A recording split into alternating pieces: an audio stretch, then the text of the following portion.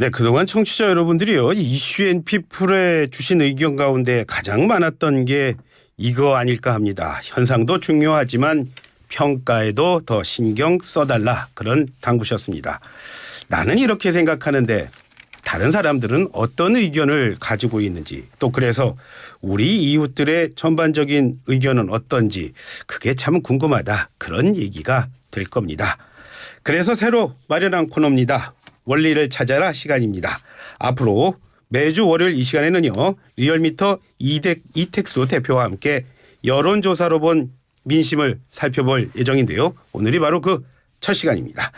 리얼미터 이택수 대표님 스튜디오에 모셨습니다. 반갑습니다, 이 대표님. 네, 안녕하세요. 예, 반갑습니다. 네. 잘 오셨습니다. 네. 자, 먼저 대통령 국정수행 평가부터 먼저 살피겠습니다. 윤 대통령의 국정 지지율이 지난 한 3주 계속 올랐었는데요. 이번 주 결과는 어떻게 나왔습니까?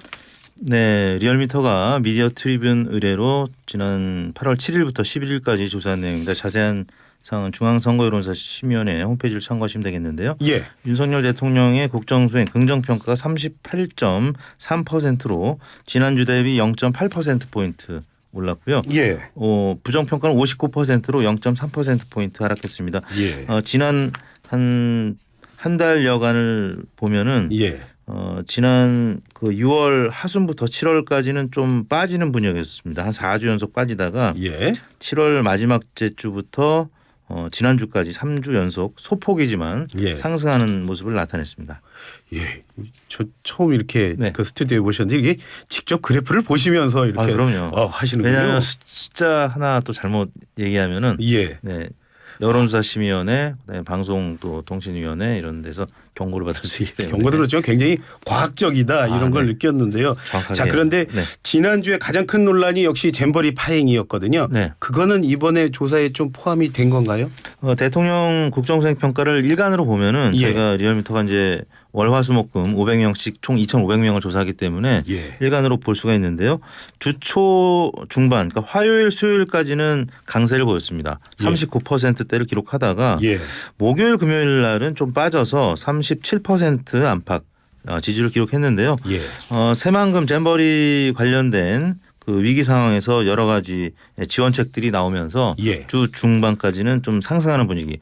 우리가 이제 흔히 예. 그 랠리 라운드 더 플래그 이펙트라고 예. 위기 결집 효과. 예. 어떤 위기 상황이 되면은 특히 이제 예. 안보와 관련된 그런 상황이 조금 더 강한데 예.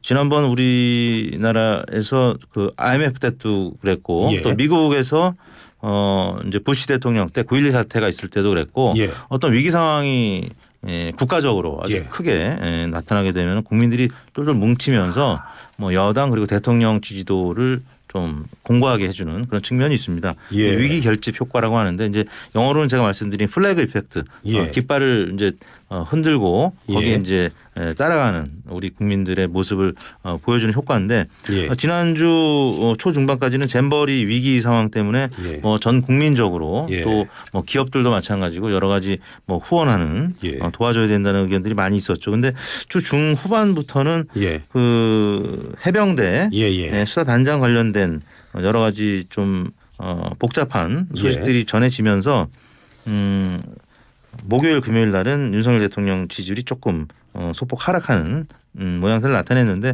뭐 그래도 잼버리 기간 동안이었기 때문에 지난주까지는 그래도 국민들이 좀 비판적인 목소리보다는 예. 긍정적인 좀 힘을 실어주는, 왜냐하면 대통령 국정수행 평가가 현재 잘 하느냐도 묻는 거지만 또 예. 앞으로 잘해주길 바라는 그런 기대 심리도 반영이 됐기 때문에 예. 정권 초중반까지는 실제 지지하느냐 라고 물어봤을 때보다는 조금 더 높게 나타납니다. 예. 현재 대통령이 국정수행을 잘 하느냐 못하느냐로 물어보기 때문에 그래서 지난주에는 아무튼 잼버리 효과 때문에 좀 약보합세 그래도 조금 상승하는 그런 여론조사들이 좀 많았고, 물론 하락하는 여론조사들도 일부 있긴 했습니다만 예. 전반적으로 봤을 때는 상승하는 여론조사 결과들이 더 많았던 것 같습니다. 지금 이 대표님 말씀 들으면은 잼버리에 관련한 여러 가지 논란이 벌어졌는데 우리 국민들은 어떻게든 이거 좀 잘 좀 끝내고 어떻게 좀 마무리해가지고 네.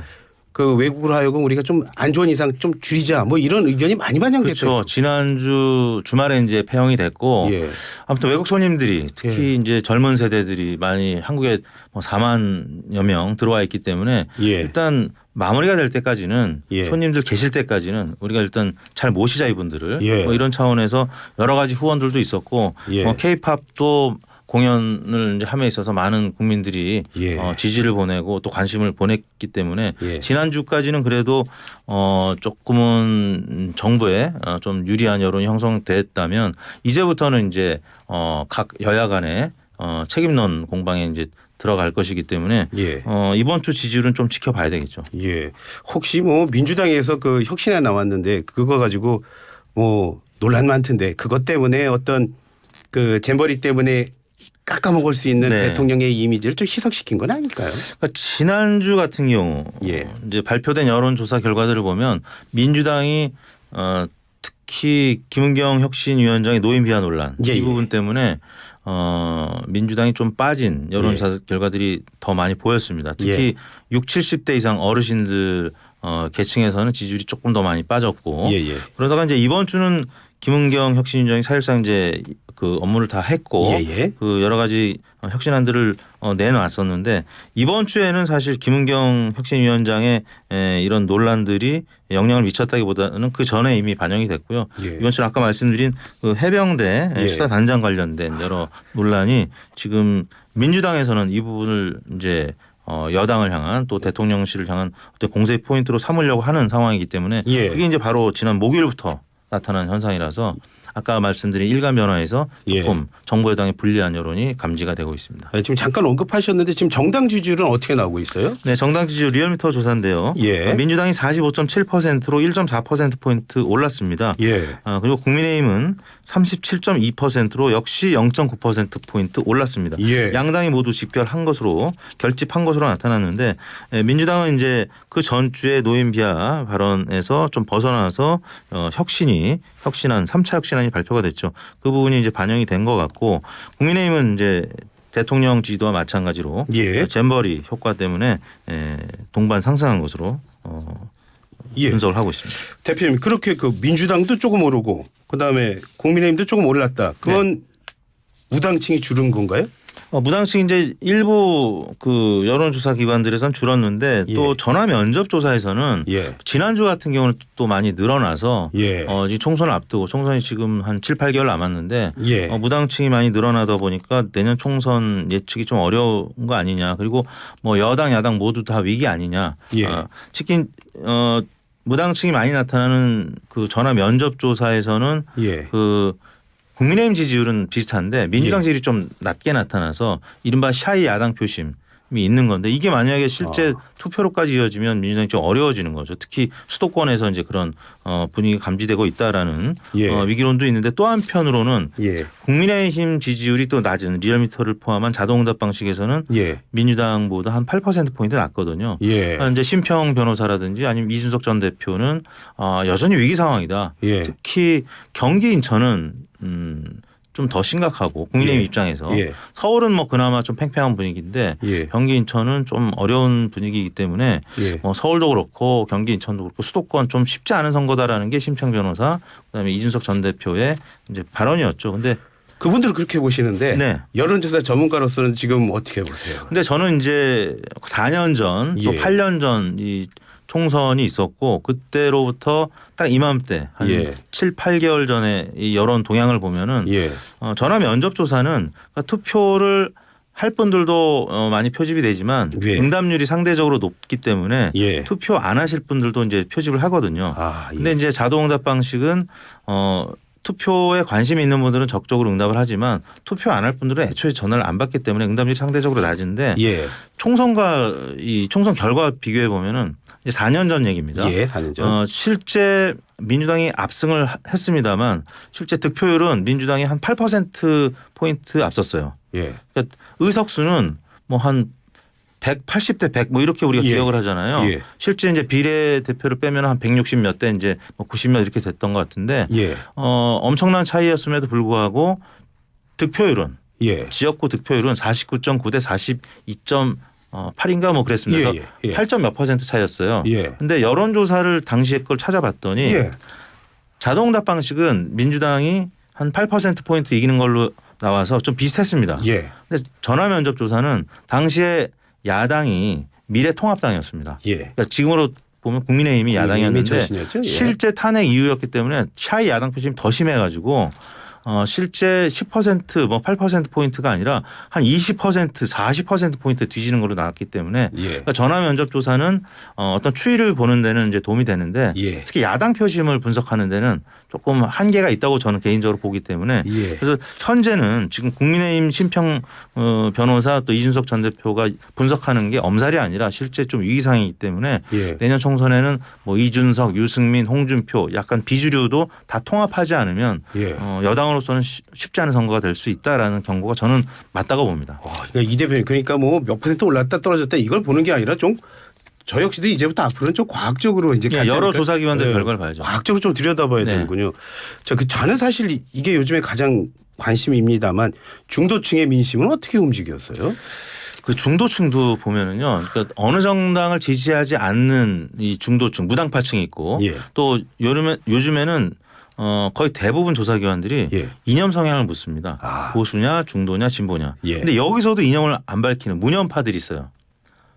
예, 무당파라는 표현을 우리가 많이 쓰는데 예. 무념파라는 표현을 제가 방송에서 저도 이제 처음 써보는데 예. 그러니까 보수, 중도, 진보가 있는데 여기서도 내 이념이 뭔지 실제 예. 내 이념이 뭔지 몰라서 안 밝히는 분들이 계실 수 있고 몰라서. 근데 내 인형을 밝히기 꺼려해서 예. 그래서 이제 무념파라고 저희가 이 코딩하는 분들도 계시는데 그게 한 대략 ARS 기준하면은 1000명 중에 한 100명 정도 됩니다. 맞네요. 예. 그러니까 내가 어느 이념인지 밝히지 않는 분들이 근데 이분들이 어쩔 예. 때는 여당이 높고 어쩔 때는 야당이 높아. 그러니까 이분들이 더 샤이한 거죠. 예. 근데 최근 들어서는 아무튼 이 무념파들이 특히 전화 면접 조사에서는 민주당을 지지한다는 분들이 얘기를 잘 안 합니다. 예. 그러니까 지난주 같은 경우는 아까 말씀드린 노인 비하 발언도 예, 예. 있었고 여러 가지 이재명 대표와 관련된 사법 리스크도 있고 또 예, 예. 야당이고 하다 보니까 전화 면접 조사에서는 밝히지 않는데 근데 이제 전화 면접 조사에서도 내년 총선의 성격을 물어볼 때는 이분들이 조금 솔직하게 대답을 합니다. 예. 여당이 이겼으면 좋겠냐 야당이 이겼으면 좋겠냐 이렇게 좀 이분법적으로 물어보면 그래도 정부 여당을 견제하기 위해서 야당이 이겨야 된다는 의견이 조금 높게 나타나요. 전화 면접 조사에조차. 그러니까 이 자세하게 좀 들여다봐야 됩니다. 예. 오니까 더 재밌어지는데 자, 이 대표님 끝으로요. 그러면 다음 주에요. 네. 다음 주에 또 여론조사에서 같이 올 것일 거 아닙니까? 네. 어떤 것들이 변수가 될까요? 지금 보시기에. 그 한미일 정상회담이 18일입니다. 예, 예. 금요일이에요. 근데 예. 이 보통 이벤트, 정치적 이벤트가 주중에 있으면 여론에 많이 즉각적으로 반영이 될 때가 있는데 예. 금요일 날 정상회담을 하면 보통은 토일 조사는 많이 안 합니다. 또 이것도 좀 아쉬워요. 따지네요. 예. 그러니까 대통령실에서는 좀 아쉬울 수 있는데 예. 근데 이제 금토 조사하는 조사기관들도 있기 때문에 예. 근데 이제 보통은 정보 서비량이 워낙 많고 빨라졌기 때문에 예. 이게 단기적인 여론 이 영향은 특히 이제 정상회담 같은 경우 예. 예전에는 한 2, 3일 걸리던 것이 이제는 하루 이틀이면 다 그 소진이 돼요. 예. 그러니까 태풍이 한 며칠 있다가 강에서 중약으로 바뀌었다가 그냥 뭐 강풍 정도로 예, 예. 이렇게 바뀌는 것처럼 이런 이슈들도 그렇게 오래 가지 못합니다. 오래 가지 요즘에는. 못하다. 네, 예. 그렇기 때문에 금요일 날 이제 이루어지는 한미일 정상회담 결과가 특히 이제 안보 관련된 캠프 데이비드에서 이제 펼쳐지기 때문에 안보 관련된 여러 성과들이 나올 수가 있는데 그 오염수 관련된 또 부분이 만약에 논란이 되면 예. 얻는 것도 있지만 또 잃는 것도 있을 수 있기 때문에 예. 아무튼 그렇게 파장이 크지는 않을 것 같습니다. 예, 다음 주에는 대통령실을 주의 깊게 봐야 하겠군요. 네. 예, 오늘 말씀 잘 들었고요. 이제 뭐 같이 얘기 들어보니까 월요일이 계속 기다려집니다. 예, 고맙습니다. 네, 감사합니다. 예, 지금까지 이택수 리얼미터 대표와 함께했습니다.